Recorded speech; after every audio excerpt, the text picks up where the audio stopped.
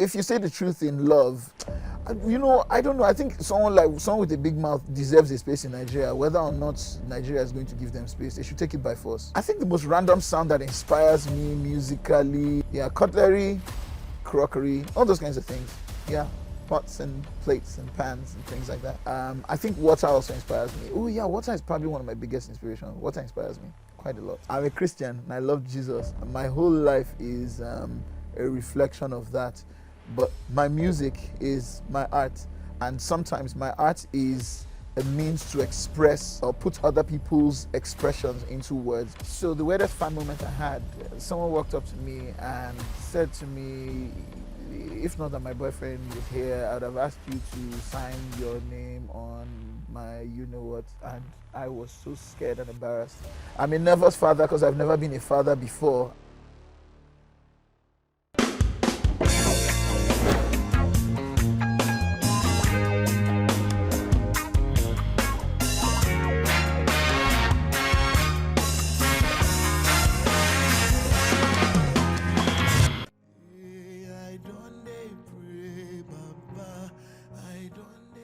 What up? My name is Cobhams Asuko, and this is my exclusive interview on Hip TV. Let's go.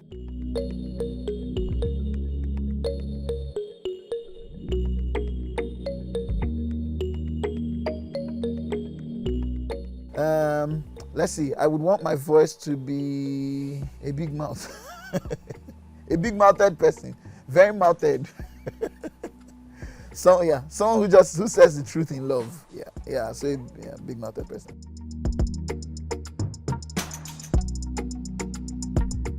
I think someone with a big mouth has a space in Nigeria. I mean, especially if you say the truth in love, I don't know. I think someone with a big mouth deserves a space in Nigeria. Whether or not Nigeria is going to give them space, they should take it by force.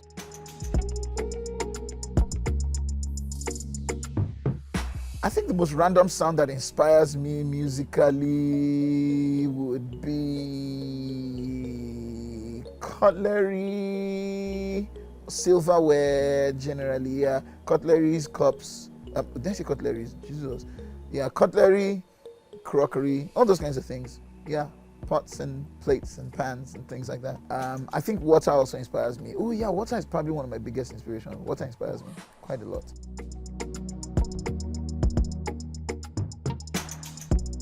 I don't actually remember the first time someone cried listening to a song I made.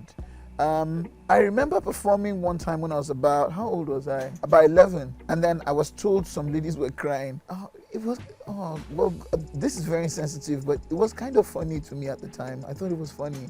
I'm not sure why they were, because I didn't know why they were crying. It was funny. Yeah, it was funny actually. I'm saying it to my chest, it was funny. It's not funny anymore, but it was funny then.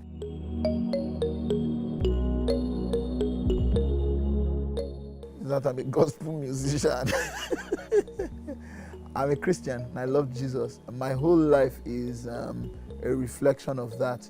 But my music is my art, and sometimes my art is a means to express or put other people's expressions into words, because I have the skill set and the experience and the technical know-how to do it. So sometimes it can be extreme and it can be very different, and it can be removed from my experience alone. Because were it to be my experience alone, it would be selfish. I see myself as a Christian, first of all. I think that's important. Or as a follower of Christ. Because even the word Christian these days is becoming a problem somehow. We have scattered it. But I'm a follower and a believer in Jesus. But as an artist, I'm an artist. And that means I will do many different things, and I won't put myself in a box.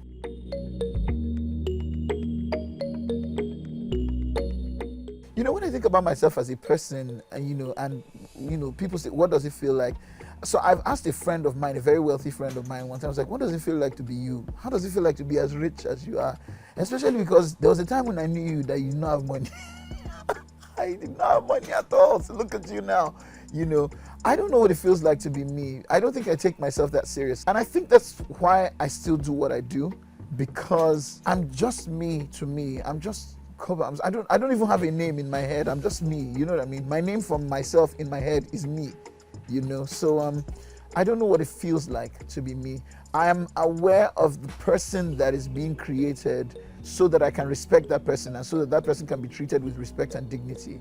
But me dealing with me, no, I don't think I'm aware just yet. I know too much about myself, too much stuff I can't even say on TV.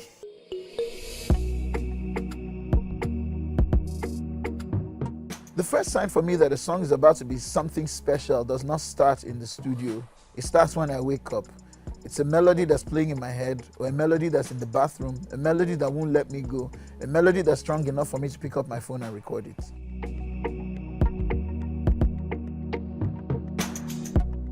I don't remember the exact moment I knew I was gifted. I've always thought that, the things I do, everyone else can do them. I don't know when it shifted. I think maybe it shifted because I began to practice and everyone else didn't. So yeah.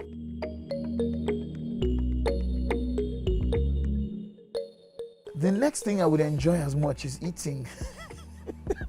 I would totally enjoy. I love it. Food is life, man. Food is life. So I guess you shouldn't take music away from me, because it means I won't do anything else. I'll just be eating, then I'll now grow fat, and I'll now be sick, then I'll now die. Do you want that?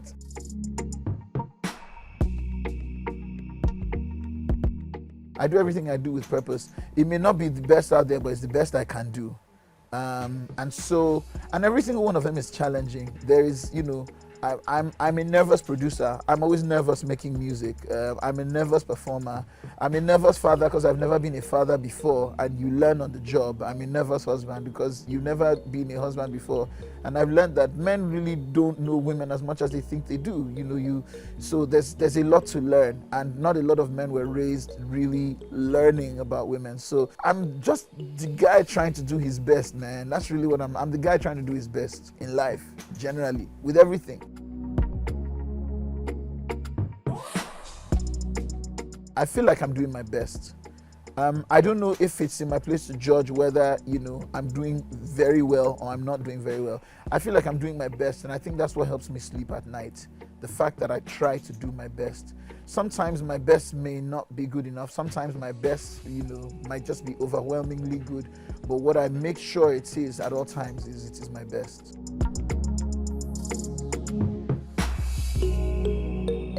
So as a blind musician, do I ever feel like I get a lot of pity from people? I'm at a stage in life where I don't think people focus on my blindness anymore. I think people focus on what I'm able to do or what I've done and what I'm able to do. So, and I think for me, there's a teachable moment right there. If you do what you do well enough, people can get past what your inabilities or disabilities or whatever it is might be, and just sort of focus on what you can do. So whether it's race or color or disability or whatever it is, you get to a point where the focus is now on how well you do what you do. And I feel like I'm gradually finding myself in that place in life. Me and music and wanting to give up music. I think about music and I think about how people, was there ever a time you wanted to give up music and blah, blah, blah, blah, blah. And I always feel like, that's a bit of my answer will always be disappointing to some degree, because I've never felt like giving up music. I've had tough times, very, very tough times, but I've never felt like giving up music. Music has always just been, I've never thought of not breathing, so that's what music is to me. I've always wanted to express music in one way, one form or the other. Music is the most constant thing in my life. I think apart from breathing, apart from my heart beating, music is the most constant friend. Just being able to think musical notes makes me happy. It's sure, it's guaranteed, it's there, it's never failed me. It's always been there. So I've never thought of giving up music. If I didn't make money doing music, I'd still do music. Music is such a constant in my life.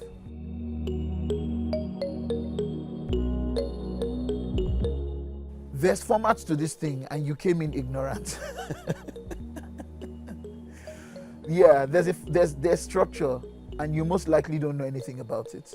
If you did, you'd be a lot more patient. You give yourself a lot more credit. You spend a lot less money on some things. You spend a lot more money on some things. You just do life differently. There is structure in this thing, and you more than likely don't know anything about it.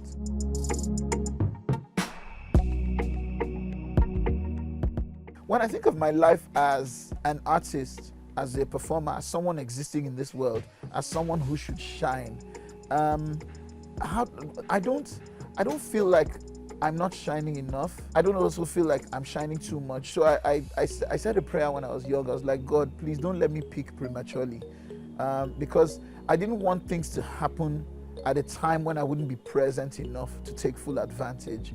As a matter of fact, I don't even know that I really wanted things to happen to the extent where I'd just be all over the place and make so much noise, because I find that oftentimes when that happens, the artist plateaus and then you sort of begin like a descent of sorts. And so I like the kind of life I've had. I've always just sort of been there, you know? I've been there like I'm not there, but I'm always there. And I think that's my preference, because I think I can be there for a very long time that way. I'm not a craze, a fad, a trend. I'm just a guy that's just there.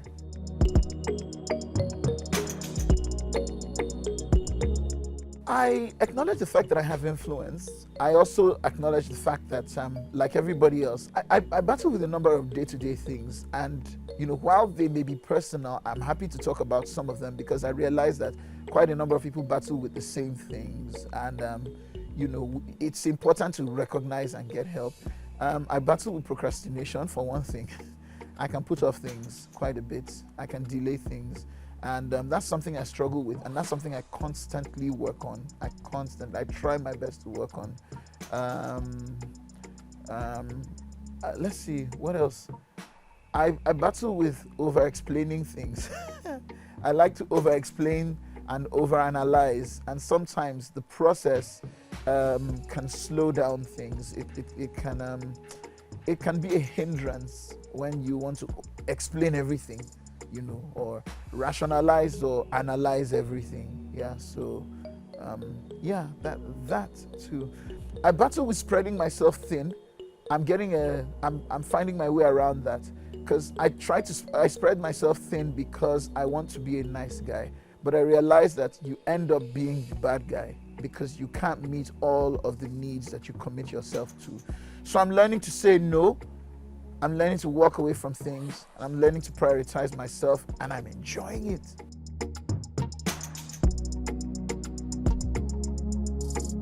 I feel like Nigerian music is spreading in different dimensions. There are aspects to Nigerian music that's becoming more meaningful. There are aspects to Nigerian music that's becoming louder, just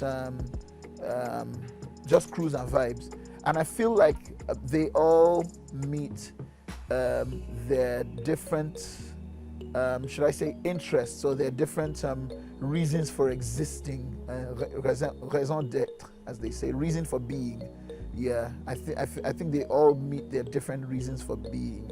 I'm not going to the club to listen to the situation in the country, you know, but I also want to drive in my car or be at home and, you know, listen to, you know, what's going on in my life. I feel like we're creating music for different interests, and I think that that's fine.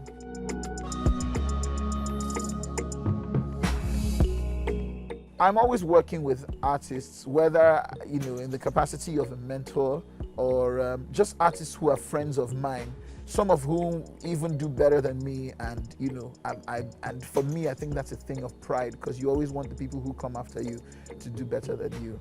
So I have a bunch of artists who are friends of mine. I don't know if I can say that I'm mentoring them, but I'm close to them. I share with them. I draw them close to me, and we just have a lovely time doing that. One of them is a young Nigerian artist named, her name is Kesa. She's incredibly talented, early 20s, incredibly beautiful, wonderful singer.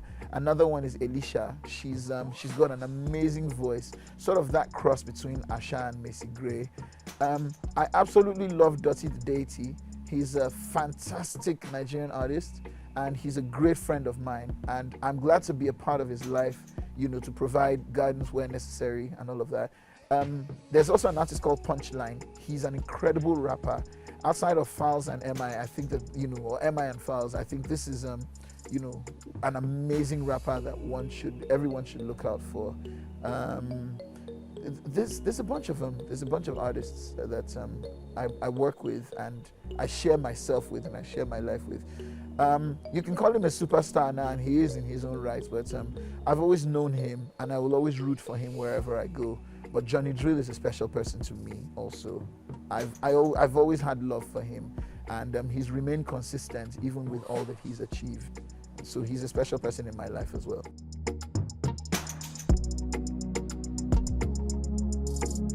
I like to watch sitcoms. Yes, very much.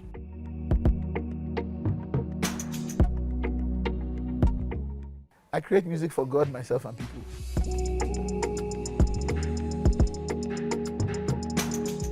If music could talk, I think it would say to me, well done, man.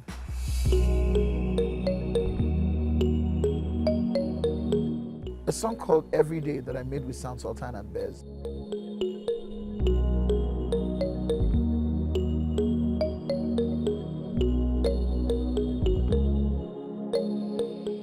So the weirdest fan moment I had, someone walked up to me and said to me, if not that my boyfriend was here, I would have asked you to sign your name on my you-know-what, and I was so scared and embarrassed.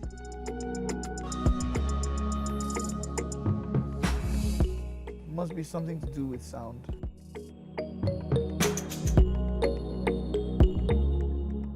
He would be Jerry, of Tom and Jerry.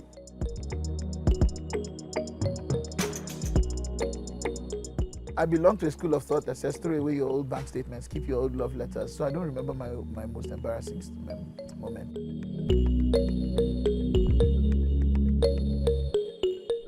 Performing. Both.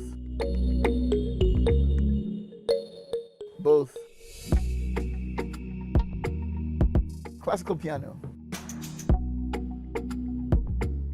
Choir harmonies.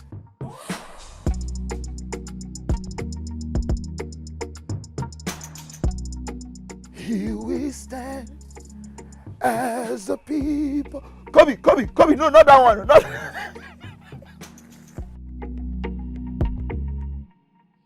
I don't like it. Not that one. No. What is this, for God's sake? Like, why do people still do this? Why? Oh, that also sounds like Timmy, by the way. Know yourself, because that's when you begin to live, and live in love, because that's only when living will make sense. All right, I'm signing out. You can follow me on social media: TikTok at Cobhams Asukwa, Instagram at Cobhams Asukwa, Twitter at Cobhams Asukwa, Facebook at Cobhams Asukwa. Do you still use Facebook? Okay.